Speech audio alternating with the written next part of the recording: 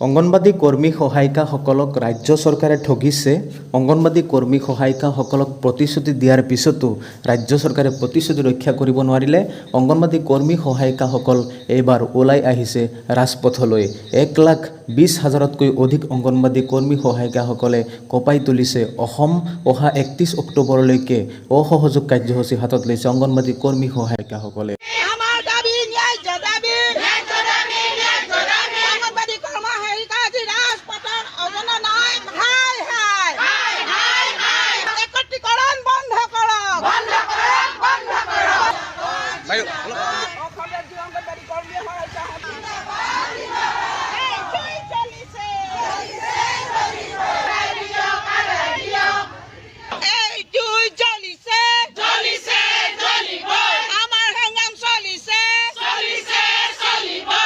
তাৰিখৰ পৰা 3 অক্টোবৰৰ পৰা আমাৰ ধাৰাবাহিক আন্দোলন চলাই আছোঁ। আমাৰ যিহেতু মাৰ্চৰ পৰা আমি এই আন্দোলন চলাই আছিলোঁ, কিন্তু মাজতে আমাক আমাৰ চৰকাৰৰ সৈতে আলোচনা হৈছিল। আলোচনাত তেওঁলোকে আমাক যথেষ্ট ফাঁকি দিলে, তেওঁলোকে আমাক চলনা কৰি আমাক ঠগিলে, আমাৰ দাবীবোৰ নামানিলে। সেইকাৰণে আমি হঠাৎ 3 তাৰিখৰ পৰা এই অসহযোগ আন্দোলন কৰিবলৈ আমি আগবাঢ়ি আহিলোঁ।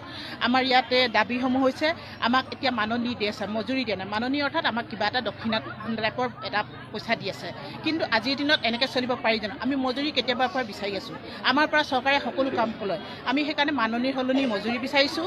আৰু আমাৰ এককালীন সাহায্য এটা আমাৰ এতিয়া অলপতে চৰকাৰে মানি ল'লে। আমাৰ পেঞ্চনাৰসকলক কৰ্মীসকলক 4 লাখ টকা আৰু সহায়িকাসকলক 2 লাখ টকা।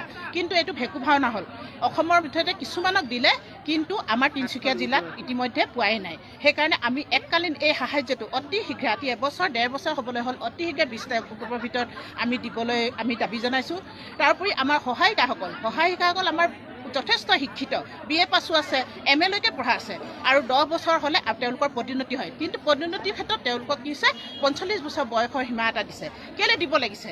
ইমান বছৰ চাকৰি কৰি তেওঁলোকে একো শিকা নাই নে? সেইকাৰণে আমি 45 বছৰ বয়সৰ সীমাটো আমি ৰেহাই দিবলৈ কৈছোঁ।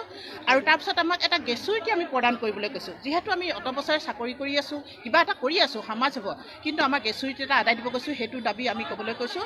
আৰু তাৰ উপৰি আমি আৰু এটা আমাৰ সকলো আমাৰ অংগনবাদী কেন্দ্ৰবোৰ দেখিছে আপোনালোকে, টিভিত দেখুৱাই থাকে, উৱলি যোৱা, পানী পৰে, আৰু খাদ্যবস্তুবোৰ পুষ্টিকৰ আমাৰ সাধাৰণ একেবাৰে নিম্ন পৰ্যায়ৰ দিয়ে। আমি অংগনবাদী কেন্দ্ৰবোৰ বৈজ্ঞানিক সন্মত প্ৰণালীৰে আমি নিৰ্মাণ কৰিবলৈ কৈছোঁ। খাদ্যবস্তুবোৰ আমি উন্নত মানৰ দিয়ক। এইখিনি দাবীৰে আমি অসহযোগ আন্দোলন কৰিবলৈ লৈছোঁ। আমাৰ দাবী যদি তেওঁলোকে নেমানে, 31 তাৰিখলৈকে তেওঁলোকে নেমানে, আমাৰ দাবী চলি থাকিব। এমাহ নহয়, দুবাৰ নহয়, সম্ভৱ আমাৰ বছৰটো চলি থাকিব।